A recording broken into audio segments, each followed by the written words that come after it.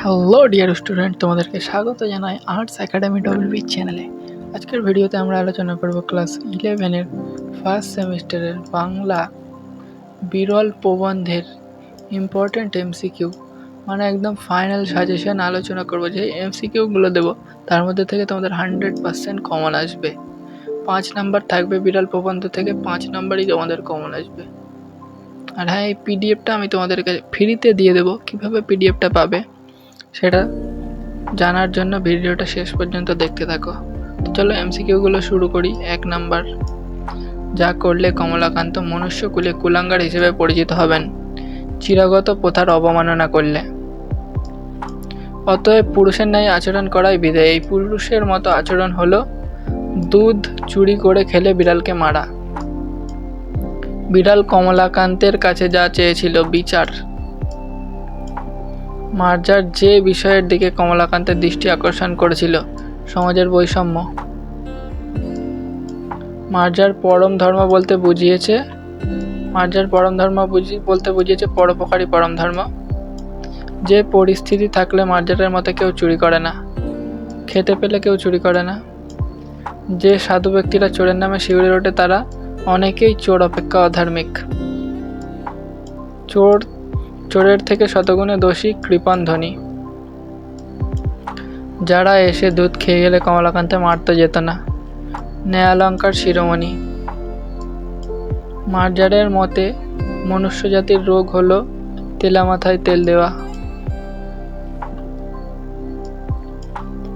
আমাদের কিছু অধিকার আছে, যাতে এই অধিকার এ পৃথিবীর মৎস্য মাংসে। চোরের মতোই দণ্ড আছে নির্দয়তার। কমলাকান্তকে মার্জার দূরদর্শী বলেছে, তার কারণ সে আফিংখোর। মার্জারের কথাগুলো কমলাকান্তের মনে হয়েছিল সোশিয়ালিস্টিক। কমলাকান্তের মতে সমাজের ধনবৃদ্ধি করতে হলে ক্ষমতা অনুযায়ী ব্যক্তিকে ধন সঞ্চয় করতে হবে। তবে আমরা ড্যাশ কেন? তবে আমার বেলা ড্যাশ কেন? তবে আমার বেলা লাঠি কেন? ড্যাশ মাথায় তেল দেওয়া মনুষ্য জাতির স্বভাব, তেলা মাথায় তেল দেওয়া। চোরের দণ্ড আছে, ড্যাশ কি দণ্ড নাই? নির্দয়তার কি দণ্ড নাই? ড্যাশ মরিয়া যাইবার জন্য এ পৃথিবীতে কেউ আসে নাই, অনাহারে মরিয়া যাইবার জন্য। তোমার কথাগুলো ভারী ড্যাশ সোশিয়ালিস্টিক। তাহাতে ড্যাশ ধনবৃদ্ধি হইবে না, সমাজের ধনবৃদ্ধি হইবে না। যে বিচারক চোরকে সাজা দেবে, তিনি আগে ড্যাশ উপবাস করিবেন, 3 দিবস উপবাস করিবেন। এ সকল অতি কথা, অতি ড্যাশ কথা, অতি নীতিবিরুদ্ধ কথা। একটি আত্মাকে অন্ধকার হইতে আলোকে আনিয়াছি, ড্যাশ আত্মাকে, পতিত আত্মাকে, যাকে কেউ কখনো বোঝাতে পারে না, বিচারক বা নৈয়ায়িক, কারণ সে নিজেই বোঝে। মার্জার কমলাকান্তের চোখে ছিল সুতার্কিক ও সুবিচার। নসিরাম বাবু ছিলেন কমলাকান্তের আশ্রয়দাতা। মার্জারকে দুশ্চিন্তা ত্যাগ করে কমলাকান্তের যাতে মন দিতে বলেছিলেন ধর্মাচরণে।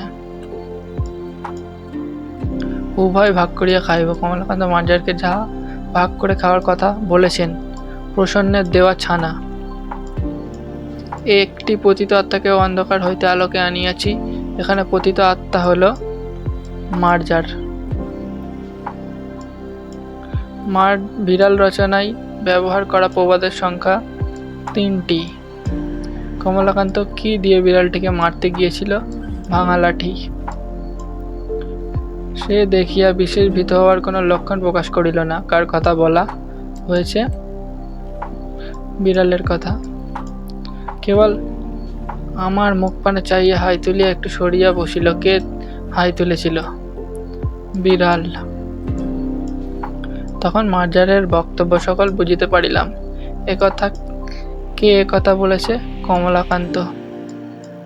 তোমাদের বিদ্যালয় সকল দেখিয়া আমার বোধ হয় মনুষ্য জাতির। আমি শয়নগৃহে ড্যাশ ওপর বসিয়া হুঁকা হাতে ঝিমাইতেছিলাম, 4 পায়ের উপর। আমি যদি ড্যাশ হইতাম, নেপোলিয়ান হইতাম। অতএব ড্যাশ ন্যায় আচরণ করাই বিধেয়, পুরুষের ন্যায়। পুনরাপি শয্যায় আসিয়া ড্যাশ লইলাম, হুঁকা লইলাম। বিজ্ঞ ড্যাশ কাছে শিক্ষালাভ ব্যতীত তোমাদের জ্ঞানোন্নতির উপায়ান্তর দেখি না। চতুষ্পদের কাছে, বিজ্ঞ চতুষ্পদের কাছে। ড্যাশই পরম ধর্ম, পরোপকারী পরম ধর্ম। তাহারা অনেক চোর অপেক্ষাও ড্যাশ অধার্মিক। চোর যে চুরি করে সে অধর্ম কৃপণ ধনীর। যে কখনে অন্ধকে ড্যাশ না ড্যাশ দেয় না সেও একটা বড় রাজা, অন্ধকে মুষ্টি ভিক্ষা দেয় না। বিড়াল প্রবন্ধটি প্রথম যে পত্রিকায় প্রকাশিত হয় বঙ্গদর্শন। কমলাকান্তের দপ্তর প্রকাশিত হয় 1875 সালে। দেয়ালের ওপর পেজবৎ নাচিতেছে, যার কথা বলা হয়েছে চঞ্চল ছায়া। হঠাৎ কিছু বুঝিতে পারিলাম না, কমলাকান্ত যা বুঝতে পারেননি। ম্যাও শব্দটির তাৎপর্য। মনের সুখ প্রকাশের জন্য মার্জার যা করেছিল, মধুর স্বরে ম্যাও ডাকছিল। ম্যাও শব্দে মার্জারের অভিপ্রায় ছিল কমলাকান্তের মন বোঝার। তবে চিরাগত একটি প্রথা আছে, যে প্রথাটি হলো বিড়ালে দুধ খেলে তাকে মারতে হয়। এক কথায় উত্তর আমি তোমাদেরকে দেব না, এই পিডিএফটা আমি তোমাদেরকে দিয়ে দেবো। আমার হোয়াটসঅ্যাপ নাম্বার দিয়ে দিচ্ছি স্ক্রিনে, সেখানে হোয়াটসঅ্যাপে তোমরা মেসেজ করো যে ক্লাস 11 ফার্স্ট সেমিস্টার বিড়াল প্রবন্ধ ফাইনাল সাজেশান, তাহলে পিডিএফটা আমি তোমাদের কাছে শেয়ার করে দেবো।